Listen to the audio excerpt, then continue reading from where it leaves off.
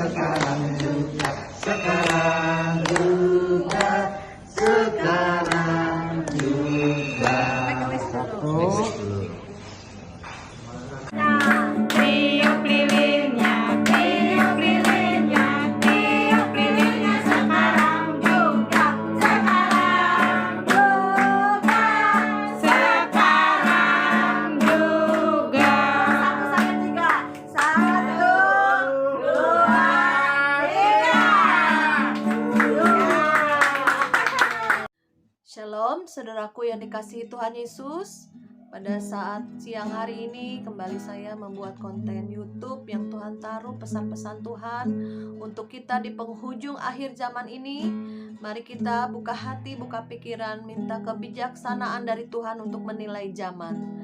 Sebelumnya kita akan berdoa dan memuji Tuhan.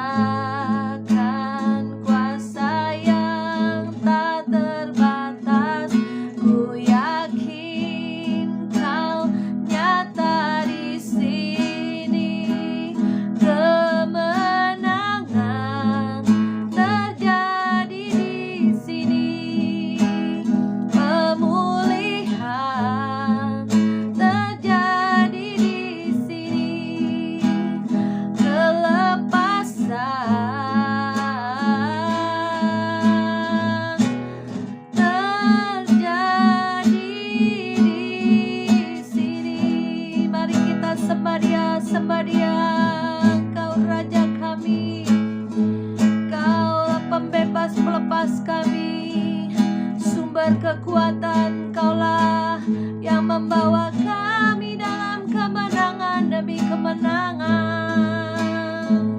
Engkau hebat, Engkau dahsyat, Kau ajaib, Kau mulia, Kau perkasa.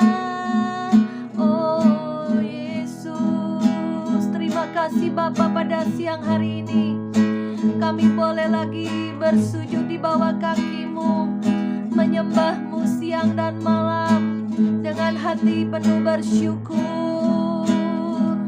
Bukakan, singkapkan selubung-selubung mata hati pikiran kami, sehingga yang mendengar konten YouTube Pasukan Akhir Zaman Agape ini mendapatkan satu rema yang dari Tuhan, pesan-pesan Tuhan, mendapatkan mimpi dan penglihatan yang datang daripada-Mu.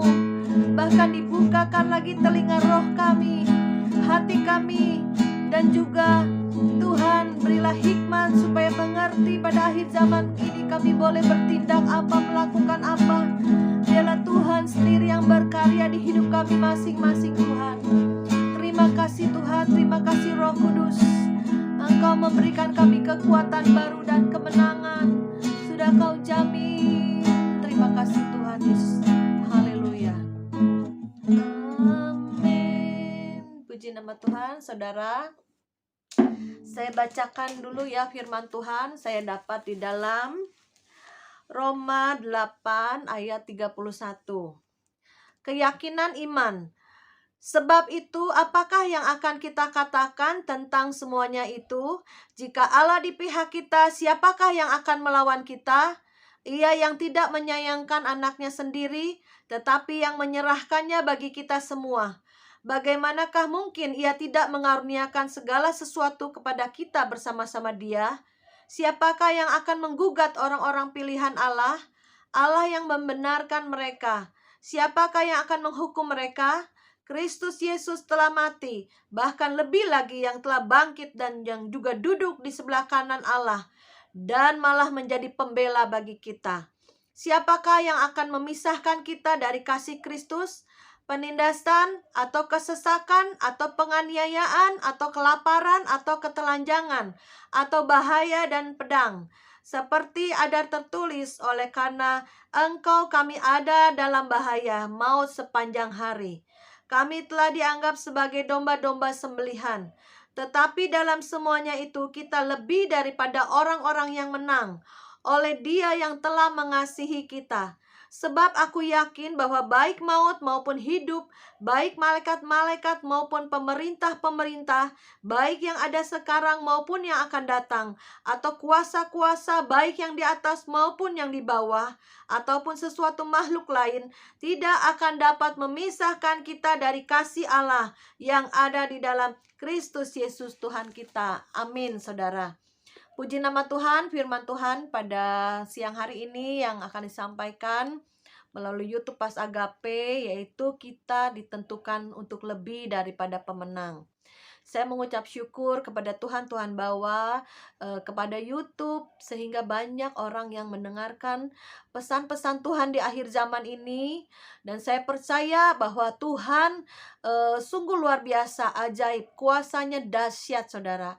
Dan kejadian kita juga senantiasa selagi kita dalam kandungan ibu kita pun Tuhan sudah merajut ya. Dan saya bersyukur kemarin tanggal 14-15 kami mengadakan retret pendoa, kira-kira 15 orang. Nah, di situ saya pun sekalian merayakan ulang tahun ya. Karena saya juga merasa terkagum-kagum pada Tuhan ya. Karena kelahiran saya itu bertepatan dengan ayah saya. Ayah saya 15 September 1929.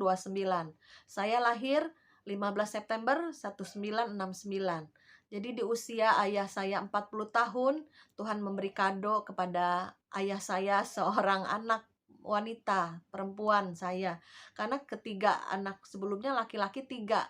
Saya keempat ini wanita ya, perempuan. Jadi mungkin itu satu doa dari ayah saya, ya kan, minta anak perempuan, sehingga di hari ulang tahun ayah saya bertepatan dengan hari ulang tahun saya ya. Jadi saya sangat terheran-heran karena zaman dulu tuh nggak ada sesar ya, nggak ada pilih tanggal, semua bayi itu lahir normal ya semuanya. Jadi Tuhan itu selalu membuat saya terkagum-kagum dan terheran atas karyanya yang ajaib.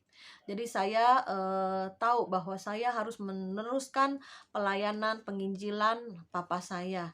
Dan Tuhan bawa melalui YouTube ini, dan saya percaya ini kita sudah ada di penghujung akhir zaman. Oleh sebab itu kita lebih lagi berjaga-jaga dan berdoa, mendekat pada Tuhan, dengar suara Tuhan.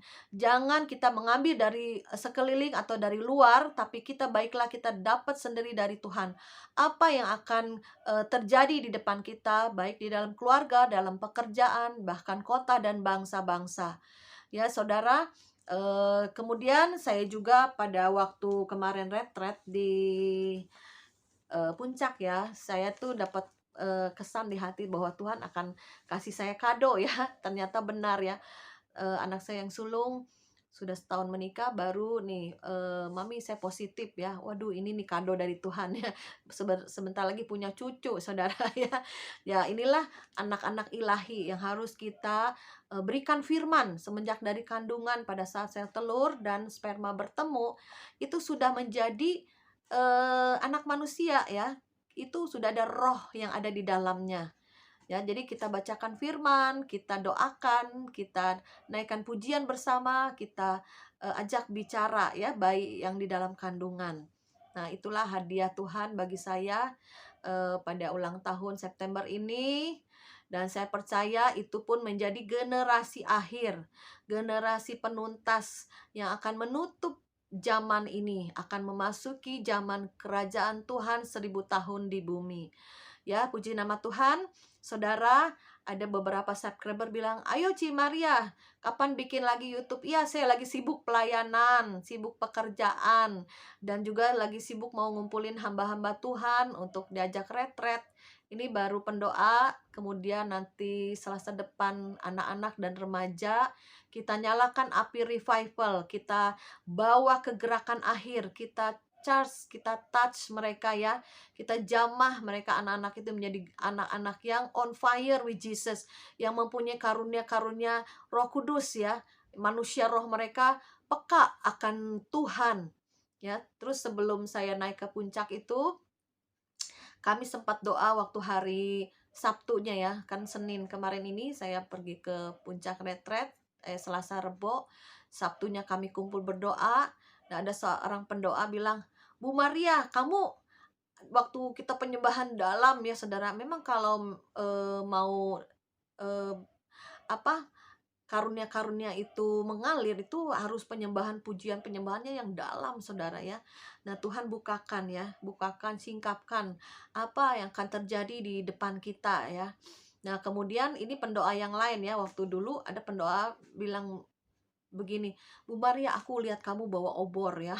Obor itu kayak Olimpik kali ya, yang menyalakan di mana-mana. Nah, itu juga saya iya bener nih, saya harus jadi berkat, jadi terang ya.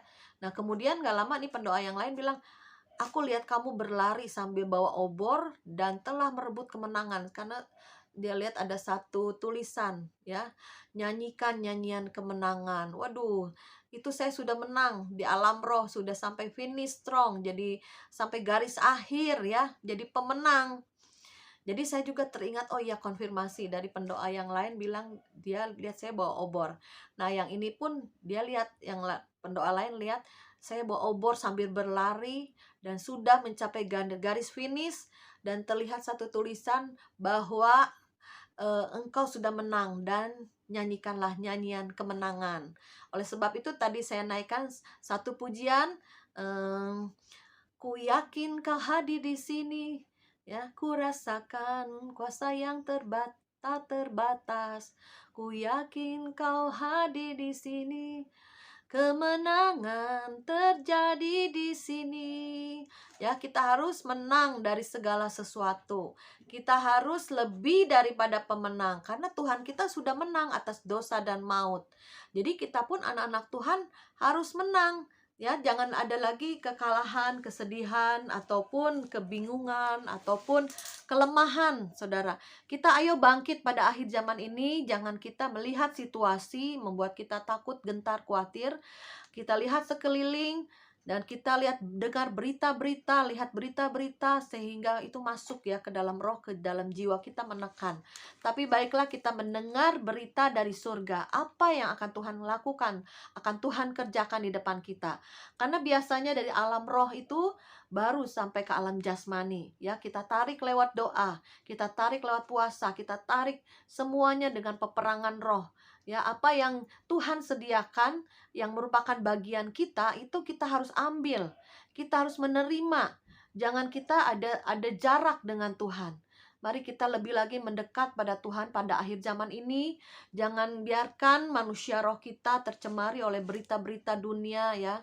Dan kemudian juga sekarang pro kontra antara dimasukkan cairan ya, seperti kemarin dengar juga ya, Tony Daud udah divaksin Nusantara, saudaraku ya. Waduh, saya bilang, ada yang komen, "Gimana Bu Maria nih vaksin Nusantara?" Ya udah, saya no comment, saya bilang gitu ya. Nah, kemudian saya diingatkan, ini Tuhan mengingatkan saya loh. Waktu beberapa tahun yang lalu, kira-kira tahun 2000 berapa ya, itu aku ada pelayanan di gereja saya tuh, pendeta saya bilang gini, Bu Maria, kamu sama suami bisa nggak jemput Pak Tony Daud di Jakarta Selatan?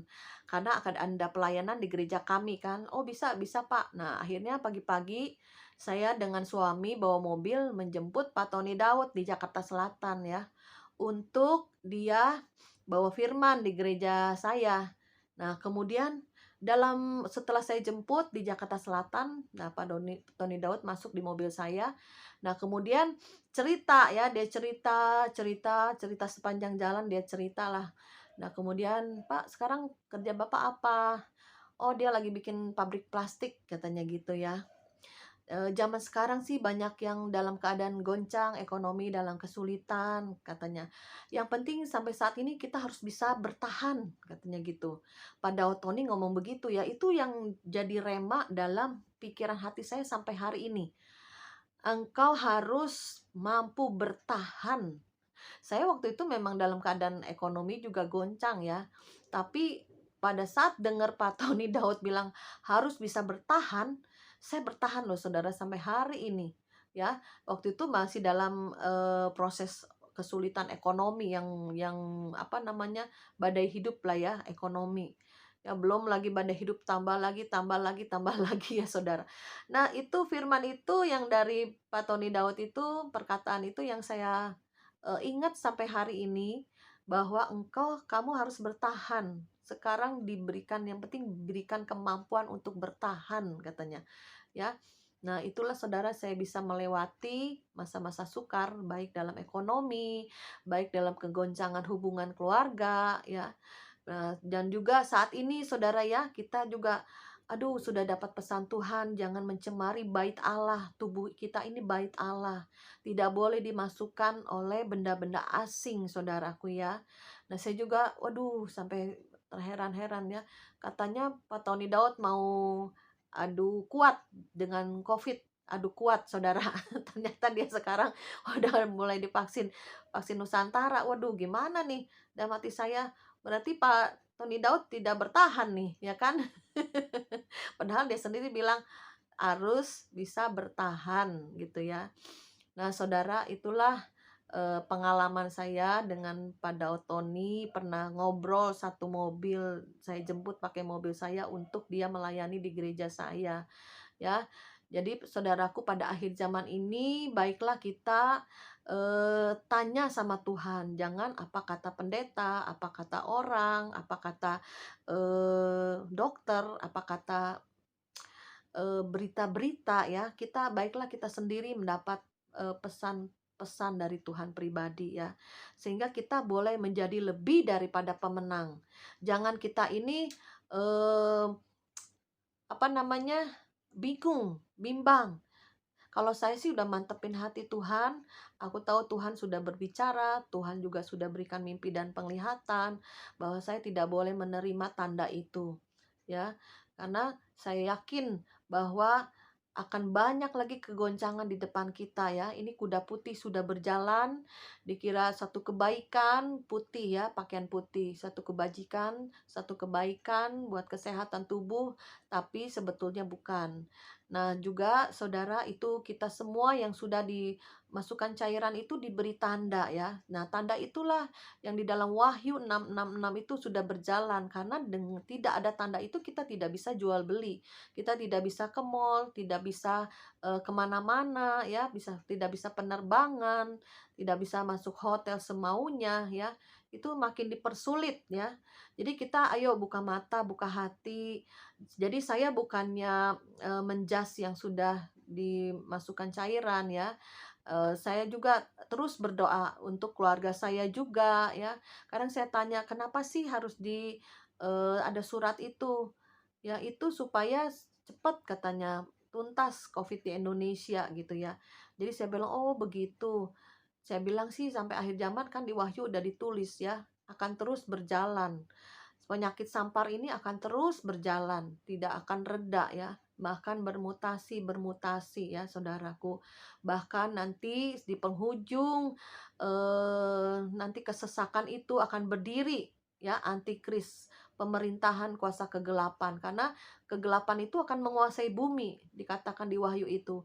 Selagi hari masih siang sebelum kegelapan datang, ayo kita segera bebenah diri. Kita lebih lagi membereskan hati, menyelesaikan semua hutang-hutang, ataupun membereskan hati kalau ada kebencian, sakit hati, kepahitan, kita bereskan, kita buang. Baik kepada Tuhan kita bereskan maupun kepada sesama, saudara. Jadi saat-saat PPKM ini kita saatnya memperkuat manusia roh kita. Karena di depan kita tuh akan terjadi lagi goncangan yang lebih hebat, lebih dahsyat. Baik secara rohani maupun jasmani maupun alam, saudara. Jadi pada saat PPKM ini puji Tuhan di Jakarta pun sudah mulai reda ya. Rumah sakit sudah mulai kosong. Saya mengucap syukur kepada Tuhan. Nah inilah saatnya kita pada saat ini mendekat pada Allah, ambil doa puasa, perkuat manusia roh ya. Jangan kita santai-santai nih, oh udah reda. Jangan santai-santai. Karena ke depan kita akan terjadi yang lebih parah. Ya, baik penyakit samparnya maupun juga bencana-bencananya akan semakin hebat, semakin dahsyat, saudara. Nah, kita supaya jangan kita bingung oleh keadaan zaman, mari kita memperkuat manusia roh. Ada yang subscriber bilang gini, Cimaria ini kayaknya udah tanda-tanda antikris nih. Kita harus siap-siap sedia 2 tahun. Sediain beras lah, sembako lah. Ada yang dihitung-hitung sampai sempo, odol, rinso, makanan-makanan yang bisa disimpan udah mulai mulai di beli gitu ya. Saya bilang, wah itu sih mesti tanya Tuhan kalau memang harus begitu. Tapi kalau saya sih lebih suka untuk kita perkuat manusia roh ya. Kita dekat sama Tuhan, dengar suaranya, ambil banyak doa puasa. Dan kita boleh tahu apa yang akan terjadi dan tahu apa yang harus kita lakukan, dikerjakan ya pada saat masa-masa seperti itu. Dan penginjilan dipercepat lagi karena kita perebutan jiwa-jiwa di akhir zaman ini. Jadi saya lebih prinsip ayo bekerja di ladang Tuhan dan juga melekat sama Tuhan, mendekat sama Tuhan, menjadi mempelai-mempelainya. Ya, saudara, saya juga bersyukur di mana firman ini begitu menguatkan hati saya. Jadi siapakah yang dapat memisahkan kita dari kasih Kristus? Tidak ada, saudara. Baik penindasan, kesesakan, penganiayaan, kelaparan dan ketelanjangan, atau bahaya atau pedang. Ya, karena kami ada dalam bahaya maut sepanjang hari. Kami dianggap sebagai domba-domba sembelihan. Ya saudara, kita sebagai orang Kristen harus sudah siap dalam masa penganiayaan.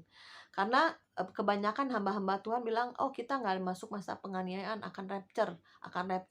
Enggak saudara, kita akan alami masa penganiayaan itu. Ya, karena saya juga belajar tentang akhir zaman bahwa kita akan mengalami kesesakan, kita akan mengalami sakit bersalin. Kita anak-anak Tuhan harus sudah siap ya, dibunuh, dianiaya karena firman Tuhan sudah mengatakan semuanya itu. Jadi kita perkuat manusia roh kita, jangan takut pada kematian. Sehingga bilang kematian di mana sengatmu tidak ada lagi. Ya, sengat maut tidak ada lagi. Jadi kita sudah tahu kita ini anak-anak Tuhan ini harus siap untuk pada masa penganiayaan. Bahkan kemarin ada satu YouTuber telepon saya bilang, saya ada pesan Tuhan buat Bu Maria. Saya bilang, iya pesan apa? Kata Tuhan, saya akan masuk masa penganiayaan, saya akan dianiaya gitu ya. Terus saya bilang, iya sih, saya sih nggak takut ya, karena memang ada Roh Kudus dalam kita, ada roh keberanian. Karena memang setiap orang percaya kepada Yesus itu ada Roh Kudus, ada roh keberanian, ada roh martir, ya. Jadi kita ini pada akhir zaman ini dikejar-kejar, akan dibunuh. Saudara, itu memang udah ayatnya.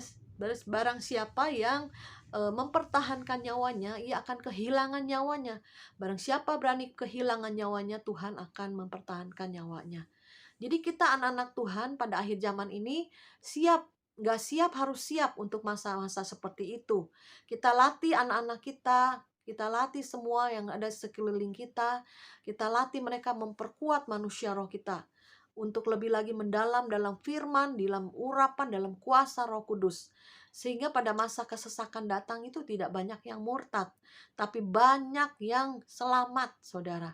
Ya, saya percaya penglihatan untuk diri saya yang pertama itu tadi ada kemenangan ya. Saya percaya di alam roh sudah menang, di alam jasmani pun saya menang. Dan kemudian ada lagi YouTuber yang bilang saya akan masuk masa penganiayaan, saya akan dianiaya. Dan saya juga tahu bahwa itu masa-masa itu akan segera tiba ya. Tapi saya tahu setiap orang yang sudah dipilih Tuhan untuk mati martir, mati dibunuh memang udah ada pilihannya. Jadi Tuhan tahu dia matinya dengan cara bagaimana, apa yang dibunuh, ada yang bencana alam, apa karena sakit, ya itu memang sudah ditentukan ya. Kalau kita anak-anak Tuhan tidak ada satupun yang harus dikhawatirkan, saudaraku ya. Dan kemenangan itu sudah dijamin dalam kehidupan kita, bahwa Tuhan itu sudah menentukan kita lebih daripada pemenang. Ya, pada saat-saat sekarang ini banyak orang-orang yang bingung dalam keadaan zaman ya. Nah, kemudian ada juga salah satu subscriber, Bu Maria, saya ini eh, lagi stres, lagi bingung. Saya bilang, kenapa? Iya, keadaan ekonomi suaminya juga lagi merintis lagi usaha yang baru ya. Dan kemudian ini nih ada pembantu saya satu berhenti ya, berhenti bekerja ya. Loh, memang pembantu kamu ada berapa orang? Ada 4 katanya. Ya kalau berhenti satu ya nggak apa-apalah, saya bilang. Ya masih ada 3 ya. Terus kamu tanya kenapa dia berhenti? Iya, katanya kerja di sini capek. Ngepelnya kayak lapangan sepak bola kali ya, saudara. Emang rumahnya besar ya, di Ancol katanya. Ya mungkin rumah orang-orang yang kaya kali ya, rumahnya besar-besar ya, ngepel aja harus 4 orang bersih-bersih rumah, saudara ya. Satu pembantunya resign, berhenti, dianya stres juga. Saya bilang, udahlah kamu yang ngepel, saya bilang, kamu yang nyapu, cuci piring, saya bilang, bersih-bersih, nggak apa-apa, jangan jadi ratu terus, saya bilang. Kadang lucu-lucu juga ya, itu para subscriber, saya bilang, membantu resign satu bikin kamu stres, saya bilang. Udah kamu sendiri belajar untuk jadi orang susah, gantian, saya bilang gitu ya. Hidup ini nggak selalu di atas, kadang ada kalanya bisa di bawah, saya bilang gitu. Saya diingatkan Tuhan dulu waktu ada gempa Palu, saudara, itu ada wali kotanya, siapa tuh yang penyanyi itu, Pasha Ungu ya. Nah itu dia sampai kena loh, waktu itu mau meresmikan apa di pinggir laut, terkena tsunami, untung dia selamat. Akhirnya dia berteduh di tenda-tenda loh, makan makanannya sama ya, masakannya sama ya, masakan di tenda-tenda, mungkin Indomie rebus, ya nginep di tenda juga. Nanti pada masa-masa kelaparan, masa-masa bencana, kita sama saudara, orang kaya, orang miskin, ya kamu pejabat ya, atau kamu kaum bawah minoritas, atau kaum yang apa namanya, yang miskin, sama orang kaya, orang miskin, orang besar, orang kecil, sama saudara akan mengalami masa-masa yang sukar. Oleh sebab itu kita harus belajar ya untuk tidak memanjakan diri. Jadi kita harus bisa, apapun harus bisa ya, jangan ada rasa sombong ya, ada rasa ini bukan pekerjaan saya. Jangan saudara, saya juga kadang apa aja bisa kita lakukan, pembantu nggak ada, kita kerjakan semuanya. Karena saya juga terbiasa dari kecil saudara ya untuk bekerja. Kadang kalau orang berjabat tangan sama tangan saya ini, aduh tangan Bu Maria ini kasar ya. Iya, karena dari kecil suka bekerja saudara ya. Kadang malu juga nih saya kalau jabat tangan, tangannya kasar ya, karena sering bekerja udah dari kecil ya. Tapi Tuhan ingetin, kamu nggak usah malu, kamu harus bangga dengan tanganmu ini, kamu bisa bekerja, kamu bisa memberi dan membagi pada yang kekurangan. Tangan ini menjadi berkat. Iya Tuhan, saya bilang tadinya saya malu nih, saya kadang berjabat tangan sama orang suka malu karena kasar, tebel ya. Pokoknya kasar deh, banyak orang bilang, ih tanganmu kamu kok kasar gitu ya. Tapi ya udahlah, saya nggak mau malu. Tapi ada satu kebanggaan aja, Tuhan bilang kamu bangga aja dengan tangan ini yang bekerja dan bisa memberi dan membagi bagi yang kekurangan. Jadi saatnya sekarang orang-orang yang kaya pun digoncang, ayo merendah ya, belajar bekerja apa saja, mau nyapu, mau ngepel, mau berjualan apapun, ada yang suaminya lagi resign, PHK. Ya, bisa jualan kue, bikin kue apa aja ya. Saudara jangan malu-malu, pada akhir zaman ini kita harus bekerja, bergerak ya. Jangan kita statis, maksudnya bingung keadaan zaman. Bahkan ini saudara, ekonomi yang dihajar dengan Covid ini, ekonomi ya. Ekonomi yang keimbas semuanya, lockdown semuanya saudara. Tapi saya percaya kita anak-anak Tuhan dibedakan. Anak-anak Tuhan yang sudah mengalami masa-masa sukar di tahun-tahun berpuluh-puluh tahun sebelumnya. Nah, Tuhan sekarang sedang memberikan upah, saudara. Tuhan memberikan kemenangan. Tuhan memberikan satu berkat yang lebih ya. Saya juga terheran-heran akan berkat-berkat Tuhan dalam hidup saya. Mungkin saudara juga saatnya apa yang saudara tabur, saudara terima hari ini. Dan pada saat kegoncangan datang nanti, di depan kita akan ada Goshennya Tuhan. Diingatkan ya, ada Goshennya Tuhan. Jadi sebelum seperti Lot, Sodom dan Gomora itu dipisahkan dulu saudara ya, keluarga Lot itu. Hanya istrinya masih menempel ke dunia. Nah, itu yang menjadi tiang garam. Jadi saudara yang cek and recheck hati saudara, jika masih terikat dengan apa yang ada di dunia, keinginan daging, keinginan mata, keangkuhan hidup yang masih melekat ya. Nah, itu bahaya saudara, tidak akan rapture. Ya, roh saudara ini masih melekat. Mungkin saudara melekat sama depositonya, sama uangnya, sama rumahnya, sama mobilnya, sama keluargamu, sama gerejamu ya, sama jemaat-jemaatmu masih terikat, mencintai mereka semua, benda apapun, barang apapun, ataupun orang-orangnya lebih daripada Tuhan, itu saudara tidak layak, tidak akan rapture saudara. Ya, jadi kita hati-hati, pelayanan pun bisa jadi berhala. Gereja pun, gedung gereja pun bisa jadi berhala. Bahkan jemaat pun bisa jadi berhala, saudara. Makanya ada banyak pendeta-pendeta kalau jemaatnya diambil gereja lain suka marah, suka sakit hati, suka menjelek-jelekan satu dengan yang lain, yaitu karena jemaat itu segala-galanya, saudara. Ya, jangan pernah kita ada berhala, ayo cek and recheck. Saudara harus memisahkan diri dengan dunia ini. Kalau enggak, saudara akan habis binasa ya. Jadi pesan Tuhan pada siang hari ini, mari kita berlari, mengejar ya, sampai garis akhir menjadi lebih daripada pemenang. Seperti saya di dalam penglihatan itu, nyanyikan nyanyian kemenangan. Saya sudah mencapai garis akhir dalam penglihatan itu, dan juga membawa obor. Obor itu dinyalakan, kita jadi terang, jadi garam. Melalui YouTube ini menjadi terang, menjadi garam. Dan yang kedua, jangan kita takut pada penganiayaan.